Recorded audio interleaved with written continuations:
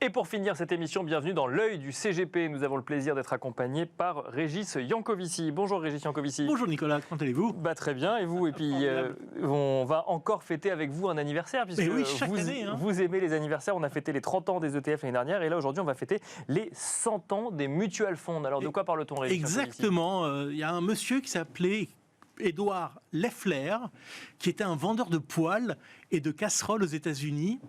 D'accord. Et qui a eu l'idée de rendre plus accessible la gestion et qui a inventé la gestion mutualisée. Donc le père des OPCVM français sont les mutual funds qui sont nés aux États-Unis en 1924. Et il a eu plutôt une idée lumineuse, si je puis dire, puisque ça fait 100 ans que du coup on n'a pas remis en cause finalement ce fonctionnement. Exactement. Alors évidemment juridiquement ça a un peu évolué, mais pas depuis les années 50 dans l'essentiel. Et le succès a été vraiment immédiat. Et sans doute qu'il faut voir une des raisons de l'explosion du Dow Jones entre 1924 et 1929, qui, en ce laps de temps, a été multiplié par 4 avant la crise de 29, où il a été divisé par 10. Un petit clin d'œil au Bitcoin et tous les fans du Bitcoin qui voient l'arrivée des ETF d'un excellent œil, il faut qu'ils regardent aussi les livres d'histoire. Comment se portent les mutual funds pour leur 100e année, Régis Yankovici ? Comment dire ? Pas si bien que ça. On va dire qu'ils sont en soins intensifs. Ah oui, d'accord. Ok.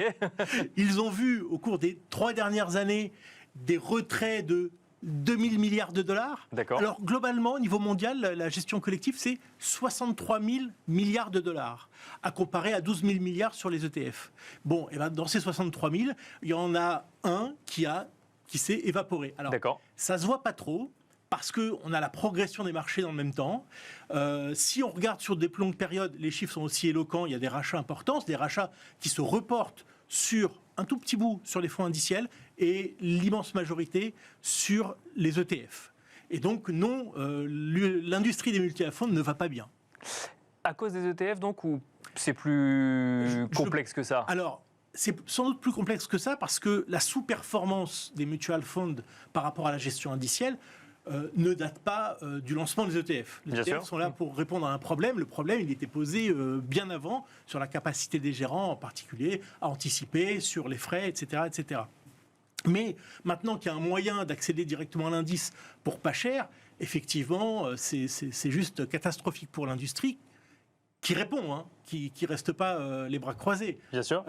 Sa première réponse, c'est de baisser les frais. C'est ça le sujet, enfin c'est ça ce qui pourrait permettre de sauver quelque part, parce que bon, ça reste très en place et bien effectivement sûr. Encore globalement en forme, si je comprends ce que vous dites, mais le sujet pour agir, ce serait de baisser les frais. Alors, c'est un des éléments, baisser les frais, et je me félicite de voir que l'AMF a décidé d'interdire les commissions de mouvement sur les OPCVM à partir de 2026. Bon, il était temps.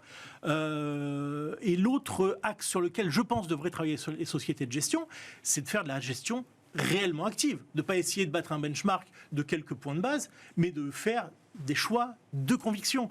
Et là aussi, on en est loin.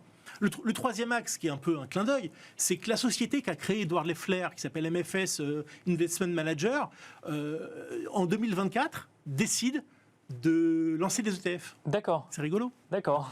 D'autres avant eux, d'autres spécialistes de la gestion active se sont lancés sur les ETF. Je pense à Fidelity, je pense à PIMCO. Bien sûr. Mais il est amusant de voir effectivement que les inventeurs des mutual funds se sont mis aux ETF également. Merci beaucoup Régis Yankovici. Je rappelle que vous êtes fondateur et dirigeant de luxavie.fr. Merci à vous également et on se retrouve très vite sur Bismart.